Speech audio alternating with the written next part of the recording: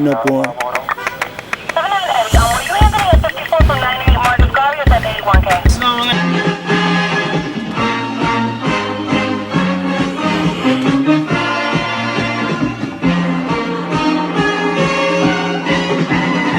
Good afternoon, everyone. This is the Objective Opinion, and today we're going to get ready to get down to the meat and gravy of an ongoing situation here in New York City. We welcome all our viewers, old and new, as we go into the Game Over series. The Game Over series clearly highlights that in our environment and in our community, we can no longer perceive things as we used to perceive them.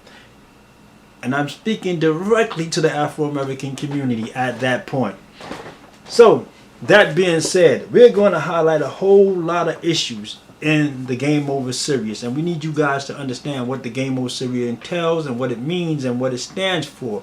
The Game Over series focuses on actually a lot of the misconceptions in our community where we thought we had to either fake it to make it, so to speak. That's such a lame terminology, but unfortunately a lot of people still use it and they still actually try to fake it so that they may make it, when in all reality the best thing for any of us to do is to actually be the best you can at what it is that you do, so that you may be successful at what it is that you do. So that being said, we're going to explain why the Game Over series is so important in our community.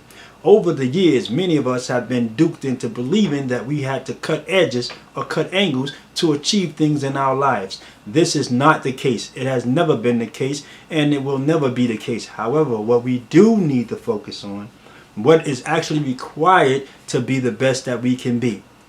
Simple. And if you don't know, do not be afraid to pick up a book and find out.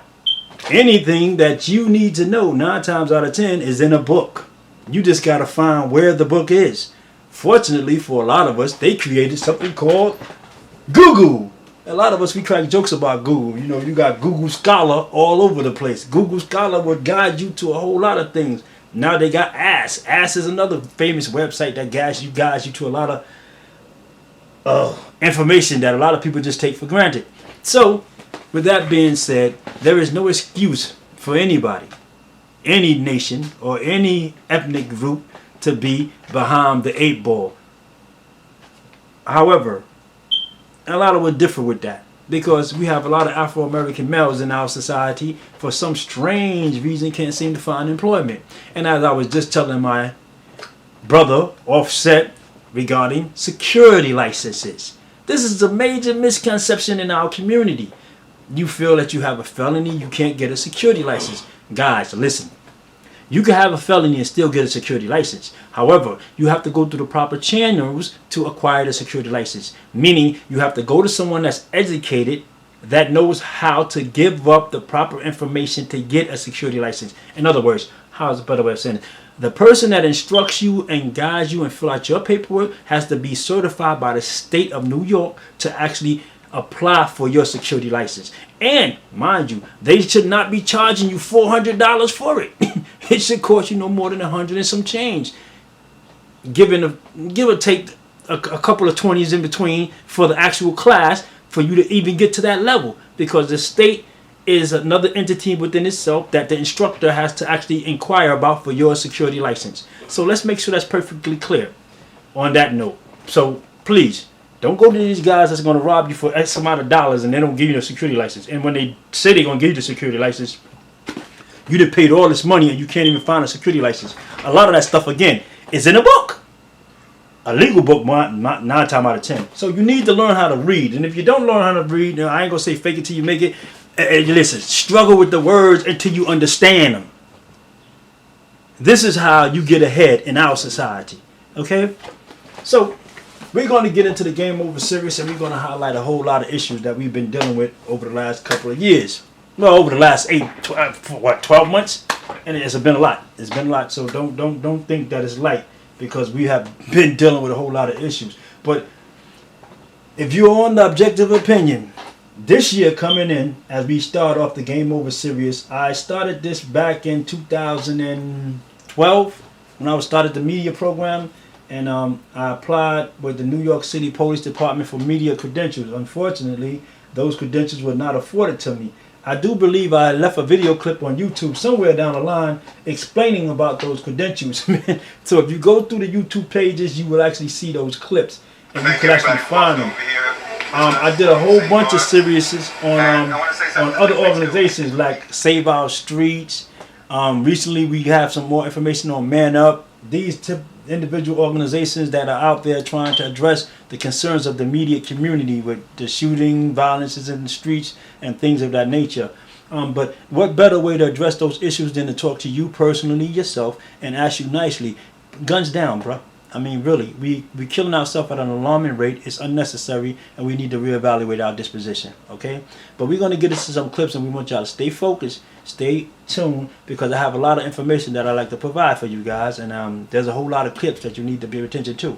Now, we're also going into the schools under the Parent Teachers Association. That's another clip that I'll show you, highlighting the parents' involvement in our schools for their kids. So we need y'all also to come on board for that as well.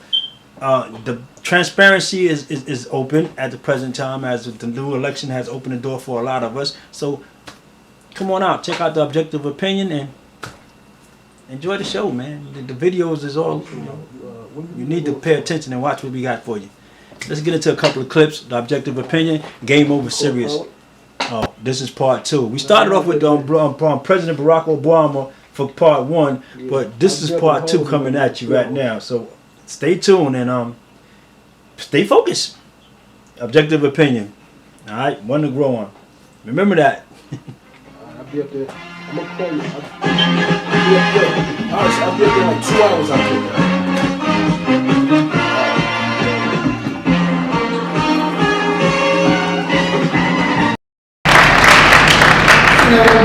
When we're talking about redefining public safety in the first 100 days, I feel like one of the things we've been talking about within our coalition is making sure that we pass and advance policy and legislative solutions that truly go after the core of this problem.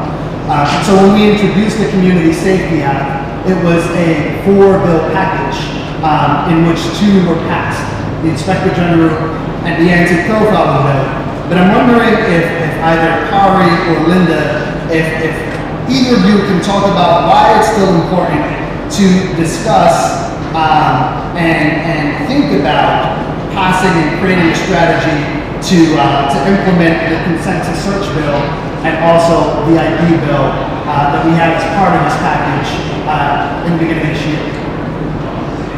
I think one thing that's been really amazing is that we've seen a lot of progressive members of the city council get voted in this time, obviously thanks to many wonderful people in this room and beyond.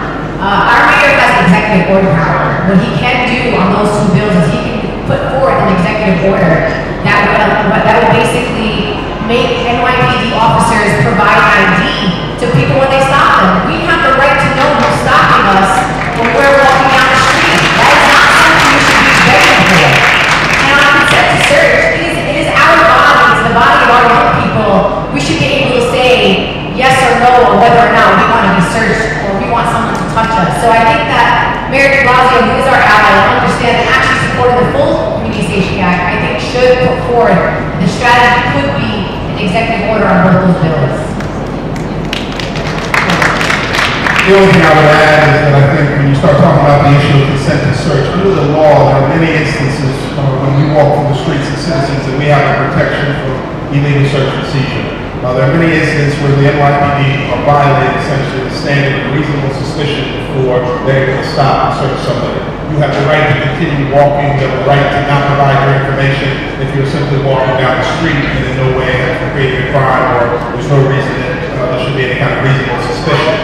However, we know from the numbers that the NYPD is so grossly wrong when it stops and frisks people that it doesn't reach a reasonable standard. Any objective vote knows that they're not reaching a reasonable standard. And so while the law is important, whether it's through the federal case of Floyd or whether it's through an executive order, what's equally as important is the oversight and the change of the psyche of the NYPD. We're talking about 35,000 officers. And an executive order of the law is a huge thing, but you also need oversight at every level, rank and file of the police, to ensure that A, it's being followed, and B, there is a ramification if you do not follow it. We're talking about changing the general culture of a military operation that is operating not just in the Bloomberg years, but for the entire time of its existence in this city in a way that's antithetical to most of our interests. And so to change that is not going to happen overnight. It's not going to happen in 100 days or whatever important 100 days. It's going to take long entrenched work to ensure that people's constitutional rights are being respected and our city is safe. And I just want to say one thing, that when David Ward was police commissioner, it was no different, and before that, for black people and Latino people in our communities, it's no different, you know, and so it goes back to the question of community organizing and what we do as a people in our community to demand respect in our community. And it goes us, like nobody's going to come and fix our problem. Obama, de Blasio, Jumaane Williams, whoever we put in office, they are now the hope to our problems. The hope to our problems is ourselves. And what we do as a people to demand respect for anybody who comes in our community and disrespects our community. That's what we have to go back to. So when we say community policing, the first thing is what we have in our community to the structure of our people and our young people and how we respond and demand. It's like when Malcolm X Grassroots with the monitoring what police do, and you stand there and you watch, because we watch these things happen. There's men on our blocks watching young men get beat up by the police. There's people on the trains watching people get beat up. So it's and there's a law that can't stop that. We can stop that. That's what has to go back into effect. Organizing in our community.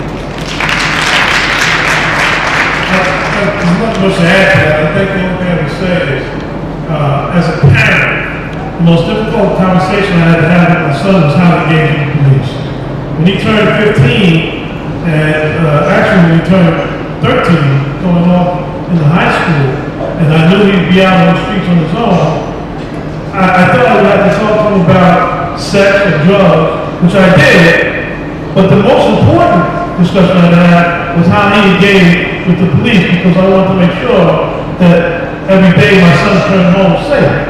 And it doesn't matter the character, the content of his character. He's a sophomore CW Post, but he's been stopped and fished twice already.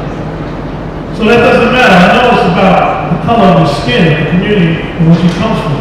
And so change is a must for this city. And if this city is going to move forward together, then it has to move forward together. Every community, not just the rich community, not just the well-off community, every community, whether it's low income, community of colors, regardless of what the faith-based belief is, we must all move forward. Hakeem Abdul-Adel, once again, out in the field, and I'm here with my brother, Jumaane Williams, who has accomplished a lot in the community. So, Jumaane, let me just get a brief question from you real quick for the streets perspective. Yeah. We have done a lot over the last year. Yeah. So now I'm doing a Game Over program. Yeah. And in the Game Over program, we're trying to get all the politicians to at least adhere to coming to the table to actually address the major concerns in the community on a different level. I think we made some good steps. I've always said the conversation can't be finished. None of the steps we made is the final step, and you always have to bring back these conversations. If you stop talking about better ways to police, if you stop talking about better ways to communicate the problems we are having with the violence, then you have a problem. These are conversations that all governments and all people need to continue. Communities need to continue, and we just have to continue moving forward. I think we've made a good step to the left. Progressive ideals have won today, but with that, we need to be responsible with it. If we try to do every crazy leftist thing we've ever thought of at the same time, it's not going to work. Everybody's looking at us. We have to do it methodically. We have to do it responsibly. We have to do it step by step, so that when we look at this, we say it worked. The worst thing the most dangerous place will be is if we have all this ability to do something and it doesn't work. It's going to be another 2, 3, 4 cycles before we get a chance again. There you have it, Jumaane Williams setting the record straight. So be attentive to your politicians and vote. When we gonna get to the show again? No doubt. As always, I'll catch you. Don't worry about it. This is the Memphis Establishment Volunteer Ambulance Corps, aka Save a Life Will Rescue Squad. We save lives in the community, and we go to any community that needs to learn how to save lives. We're not bound by territory or borders. We go wherever people need the help. Save a Life Rescue Squad. 718-453-4617. That's 718-453-4617. Okay, once again, we're going to grab Herbert and get him in an interview real quick while we walking with this march. And he keep wobbling on me, dobbing. Oh, come here, I got him, y'all. Look, here go Tony Herbert. Herbert, we just walked past a good building over here. That needs to be a center for the community. See that big building over there? Oh yeah. Just sitting there doming? Oh yeah. What do you think we're going to do with that with the National Network? Well, I don't know what the National Network is going to do, but as a partnership with everybody out here, we need to come together so that we can deal directly with those kind of vacancies, so we can create recreation facilities. We have to find out who owns it and how we can get it and how we can make it happen. There you have it. OJ Opinion. Told you we always on the front line.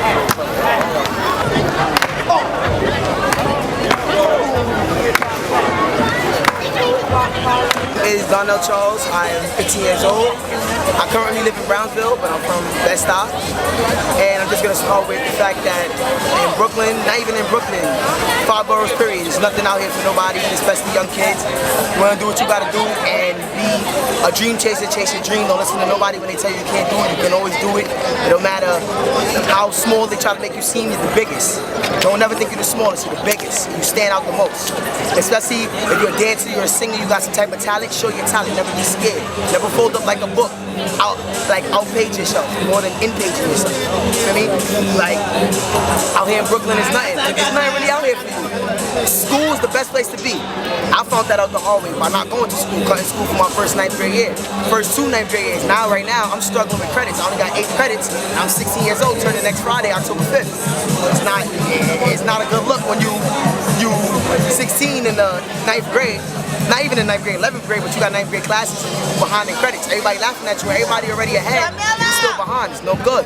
Or smoking weed, you can do that later. That smoking weed thing and robbing people off the trains and iPhones and all that is no good. For me, it's not getting you nowhere but in jail or dead. I mean, everybody got expiration dates on their life, feel me? But for you to have a talent and let it go to waste to the streets, to follow other people, it doesn't make no sense. And you can go way farther. That's why I'm sitting here chasing my dream. I'd gaze anywhere for anybody right now to get a nigga. Really and truly. Your name again? Darnell Charles. How can we contact you, Mr. Charles? You can contact me from Facebook. It's Dawn State Vampin'. Dear City, we in the building. You already know. Shout out to the dancers. Shout out to the film crew. Shout out to the creator. And we in the building.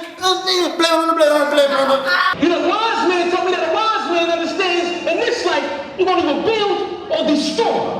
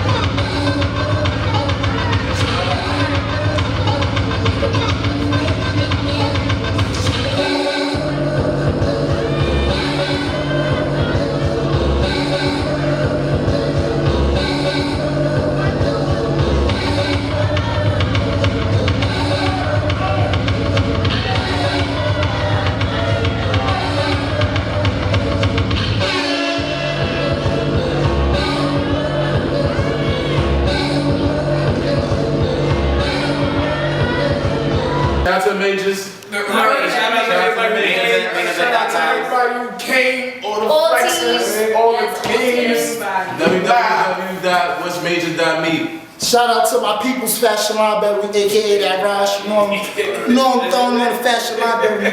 You already know. You already know your boy right here. That we feel need to be addressed in our community. We started off in January with a meeting on the Brooklyn Bridge with elected officials who basically came out in support of gun laws. The gun debate hit Brooklyn Bridge in the center, where you had elected officials like Letitia James, Eric Adams, and a couple of other individuals. One came from Manhattan side, the other came from Brooklyn, to unite in an effort to eliminate certain gun laws in the city of New York, or to put a better highlight over gun laws in the city of New York after the Sandy Hill incident.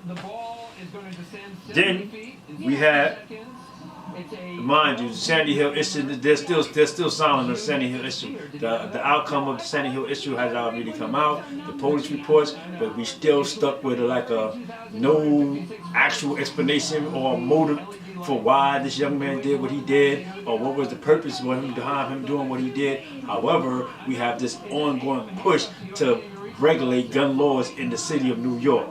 So we need to be mindful of these things when you start talking civil liberties and the ability to defend yourself as provided to us in the Second Amendment. Then we had the New York Safety Act pushed by Jumaane Williams at the city council's level, and there were two bills that actually passed with that, and those two bills passed, and now they're pushing everything else through, and now there's a court case that's still lingering over the Safety Act. But with the new mayor coming into office, apparently he's going to toss out the NYPD's appeal as to the judge's decision, because the judge did rule in the people's behalf on the Safety Act. And as they was getting ready to implement those standards that the judge actually inquired about, well, other things went into play, and as you know, everything was still watched and it was still put on pause mode. So now, when Mayor de Blasio is elected into office, which will be tomorrow, game over, we will hopefully see a resolution to that problem. Then you have the ongoing violence in the hood. Jumaane Williams once again came out and said, no, not in our hood. He was referring to stopping the violence in the immediate community. He got a couple of elected officials together. They had a walk through the neighborhood, basically asking the community to put down their guns and stop executing each other. Following that episode, there still was a tremendous amount of shootings that went right after it. So as a result of it, so we still need to better yet rectify the shootings in our community. They are still unresolved and it still goes on. Then you had us getting ready for the March on Washington, the 50th anniversary of the March on Washington, as we packed our bags and went up to Washington, D.C. to address the 50-year March on Washington for the same thing that we was fighting 50 years ago for, what Dr. Martin Luther King died for, we are still fighting for, quote unquote, today, at a greater and a more alarming rate. So we also going to get into that as well. So let's not be sideswiped behind the hype that everybody put forth with the 50 years, because we still have more of the same. On that note, then you had the Million Youth March, spearheaded by Brother Malcolm Sabash and the New Black Panther Party. We'll get into some more details about that, the Million Youth March, and I'll give you highlights from that later on in the upcoming shows. Stay tuned for that. Then you had the unfortunate incident in East New York where the young boy was shot and killed, the baby. Tremendous amount of elected officials came out and basically said that they would actually, adhere to the community and try to provide them some services that can actually change this, especially the gang violence that goes on in our community on a regular basis. So then you had the Black Caucus. We went up to the Black Caucus real quick to enjoy the Black Caucus and find out exactly what our elected officials are planning on doing, and Afro-Americans as far as in politics and where they're going and what they're planning on doing. We went to get into that as well. Then Brooklyn had this big, tremendous push in the Department of Education where men were actually called to come back to the community to deal with another alarming issue, the schools. So we need the parents, the fathers, to come back and educate their kids or be more supportive for their kids in public schools with the public school awareness. And then Barack Obama arrives to a school in Brooklyn. Another dramatic highlight that you all should be more attentive to. And we'll get into what Barack Obama had to tell the community upon his visit to Brooklyn. That's an exclusive that we'll get into. And as you just witnessed, we did the trans section where Mayor de Blasio opened the doors for everybody to come in and voice their concerns and opinion, which was documented, and his committee is looking forward to actually bringing transparency back to our community. And now you're at the Game Over series. Thanks for coming out, and I'm gonna get into the new year, because now it's 3 minutes to the countdown, and you got these corny people down in